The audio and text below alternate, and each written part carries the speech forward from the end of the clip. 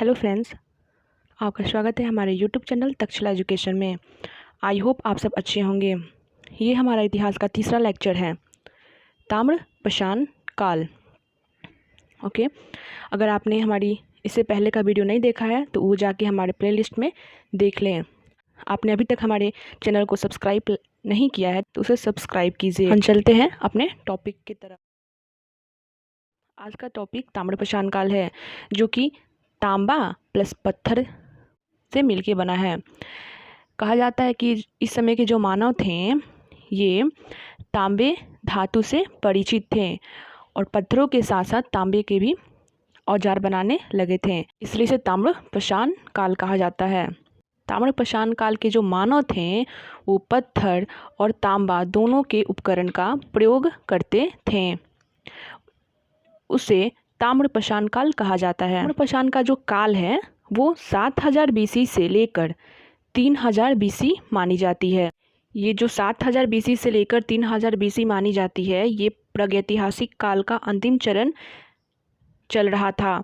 इसके बाद आद्य ऐतिहासिक काल स्टार्ट होता है। सर्वप्रथम जो धातु का प्रयोग हुआ था, ताम्रपाषाण काल के जो मानव थे उन्होंने सबसे पहले जो धातु का प्रयोग किया था वो तांबा था। नोट नंबर फर्स्ट, बड़ी बड़ी ग्रामीण बस्तियों का निर्माण हुआ है ये ताम्रपाषाण काल में ही हुआ है। नोट नंबर सेकेंड, विभिन्न प्रकार के मृद भांड और बड़े अनाज संग्रह मृद भांड बनने लगे। ऐसा हुआ था कि जब नवपाषाण काल के जो मानव थे उनको खेती करने आ चुका था, वो कृषि का कार्य करते थे। तो वो जब कृषि का कार्य करते होंगे तो अपने अनाज को तो काफ़ी साल तक रखने के लिए उन्हें कुछ न कुछ लिए वो एक अनाज संग्रह के लिए मृद भांड बनाने लगे। ताम्रपाषाण काल में कुल 7 ग्रामीण संस्कृति का उदय हुआ। ताम्रपाषाण काल जो था उसमें कुल कितने संस्कृतियों का उदय हुआ? टोटल 7 ग्रामीण संस्कृतियों का उदय हुआ है। जैसे पहला है कायथ संस्कृति, जो गुजरात मालवा संस्कृति MP में जो ताम्रपाषाण काल का पहला साक्ष्य है। राजस्थान में आहार संस्कृति है, जो कि राजस्थान तांबा का भंडार कहा जाता है। ये हड़प्पा के समकालीन है और इसे ताम्रवती भी कहा जाता है। हड़प्पा के समकालीन है। प्रभास संस्कृति महाराष्ट्र में स्थित है। रंगपुर जो कि गुजरात में है। सोथी जो सिंधु घाटी में, और जोरवा जो संस्कृति है ये महाराष्ट्र के इनामा। 7 ग्रामीण संस्कृतियों से संबंधित इम्पोर्टेंट नोट्स। पहला नोट, ताम्रपाषाण काल से संबंधित सर्वाधिक व्यापक रूप से शोध कार्य पश्चिम महाराष्ट्र में कुछ जगह मिले हैं, जो कि पहला है दायमाबाद, या उसे हम दौमाबाद भी कहते हैं, जोरवे, मेवासा, नासिक, चंदौली, सोनार गांव, इनाम गांव ETC। पश्चिमी महाराष्ट्र के दायमाबाद से ये जगह मिले हैं। दौमाबाद में तांबे का रथ मिला है। बस्ती मकान की किलेबंदी का भी दौमाबाद से साक्ष्य मिला है। ताम्रपाषाण काल के बारे में बस इतना ही। एग्ज़ाम के इम्पोर्टेंस के व्यू से आधार इकट्ठे करके हम उसको बताए हुए हैं, जो कि एक बार आप रिवीजन करेंगे शॉर्ट से नोट में। तो सबसे पहले आपको पता ही है कि प्रागैतिहासिक काल जो है उसको 3 भागों में बांट दिया गया, पुरापाषाण काल, मध्यपाषाण काल और नवपाषाण काल। तो जो पुरापाषाण काल है इसका काल कब से कब तक माना जाता है? तो पुरापाषाण काल का जो काल है वो 25 लाख BC से 10,000 BC तक माना जाता है। आपको सबसे पहले बता दें कि ये जो BC होता है ना, इसको हम ईसा पूर्व कहते हैं, और AD जो होता है उसे हम ईसवी कहते हैं। सो आप कंफ्यूज मत होइएगा। मध्यपाषाण काल जो है ये 10,000 BC से 4,000 BC तक माना जाता है। फिर नवपाषाण काल जो आता है ये 10,000 BC से 1,000 BC तक माना जाता है, और इसी समय मध्यकाल मध्य पाषाण काल और नव पाषाण काल के बीच में ही ताम्र पाषाण काल भी चल रहा था कहीं, जिसे हम लोग अभी थोड़ी देर पहले पढ़े हैं।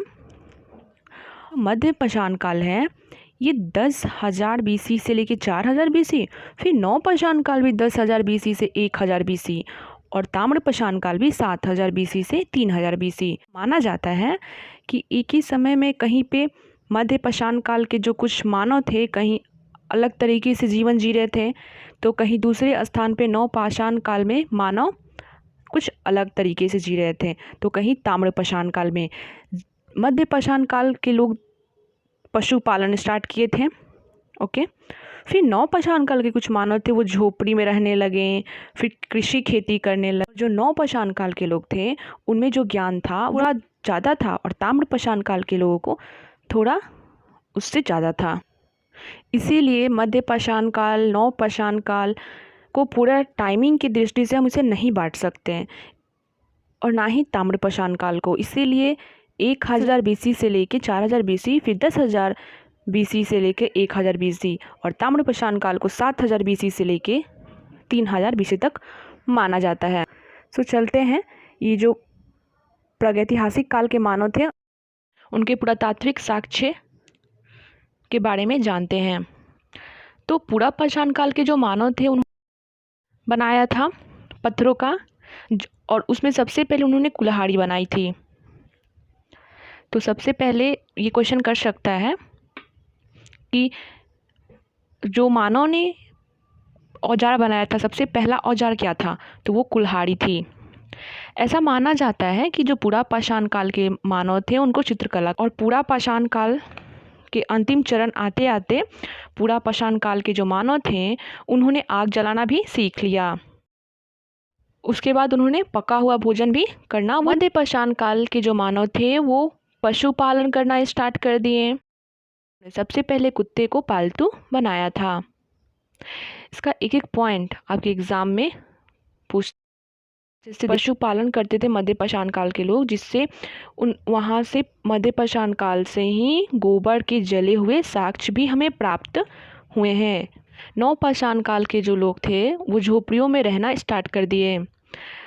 ऐसा मतलब माना जाता है कि जब नव पाषाण काल के लोग कृषि करना जान गए थे, खेती करना, तो वो नदियों के आसपास, तालाबों के आसपास करते होंगे, तो उसकी देखरेख करने के लिए वो वहीं पे रहते होंगे, तो वहाँ पे उन्होंने झोपड़ी बनाना स्टार्ट कर दिया। मतलब नव पाषाण काल आते आते मानो झोपड़ी में रहने लगे, गुफाओं से वो निकल गए।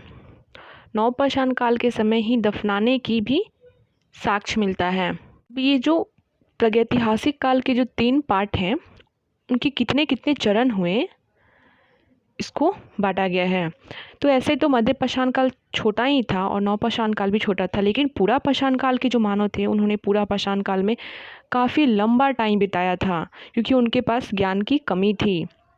धीरे धीरे जैसे वो टाइम बीतता गया और उन्हें उनके ज्ञान में भी इम्प्रूवमेंट होता गया।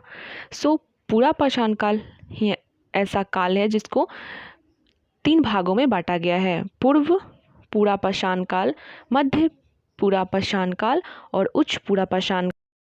अब हम पुरा पाषाण काल, मध्य पाषाण काल और नव पाषाण काल के लक्षण और गुण जानेंगे कि इनके काल में मानव का क्या क्या व्यवहार था, क्या लक्षण था, कैसे वो रहते थे।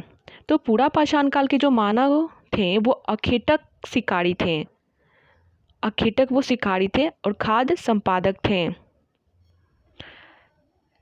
अखेटक थे जो कि एक शिकारी थे, वो शिकार करते थे और शिकार करके अपना भोजन ग्रहण करते थे। वो एक जगह का वनस्पति खाकर, वहाँ के जानवरों को खा के वो दूसरी जगह चले जाया करते थे। इसीलिए पुरा पाषाण काल के लोगों को अखेटक शिकारी और खाद्य संपादक कहा गया है।